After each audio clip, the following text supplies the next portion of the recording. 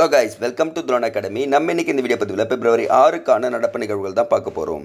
தில்லி பேரவைத் தேர்தலில் 60% வாக்குப்பதிவும் கொடுத்துருக்காங்க. கிட்டத்தட்ட 70 தொகுதிகள் கொண்ட தில்லி சட்டப்பேரவை தேர்தலுக்கு என்ன ஆயிடுச்சு பார்த்தீங்கன்னா தேர்தல் நடந்திருக்குங்க. ஸோ நல்லா ஞாபகம் வச்சுக்கோங்க, 70 தொகுதிகள் மட்டும்தான் நமக்கு டிஎன்பிசியில் இம்பார்ட்டன்ட் அப்படின்றது தெரிஞ்சுக்கங்க. அடுத்தது டேரெக்டாக இன்றைக்கி நிறைய நியூஸ் இருக்கிறதால நம்ம கிரிட்டிக் நியூஸ்லாம் ஸ்கிப் பண்ணிவிட்டு திருக்குறள் பார்த்துடலாங்க. டைரெக்டாக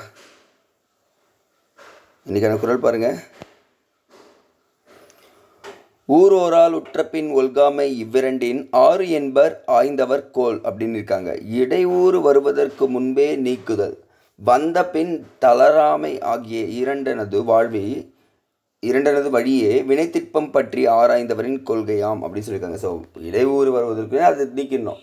அது வந்துச்சுன்னா மனசு தரக்கூடாது, வந்துடுச்சு பார்த்துக்கலாம் அப்படின்னு சொல்லிட்டு ஒருத்தங்கிட்டே இருக்கேன். நான் என்ன பண்ணுவேன் பார்த்தீங்கன்னா, எந்த ஒரு காரியமாக இருந்தாலும் அது என்ன பண்ணுவான், ஈஸியாக முடிச்சிருவான் அப்படின்றத இங்கே திருவள்ளுவர் கூறியிருக்காருங்க.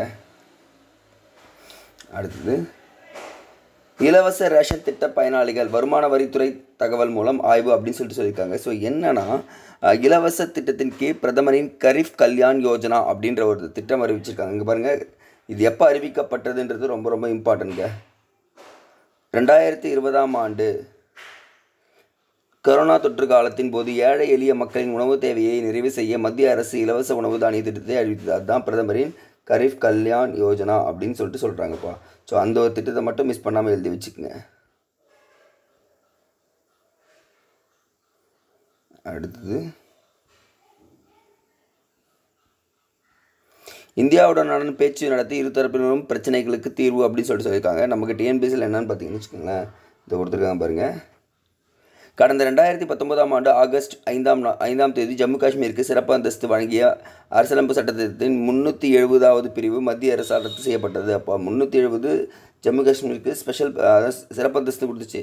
ஆகஸ்ட் 5, 2019 என்ன பண்ணாங்க, அதை ரத்து செஞ்சாங்க. அந்த ஒரு டேட்டா மட்டும் எழுதிக்கிங்க போதும்.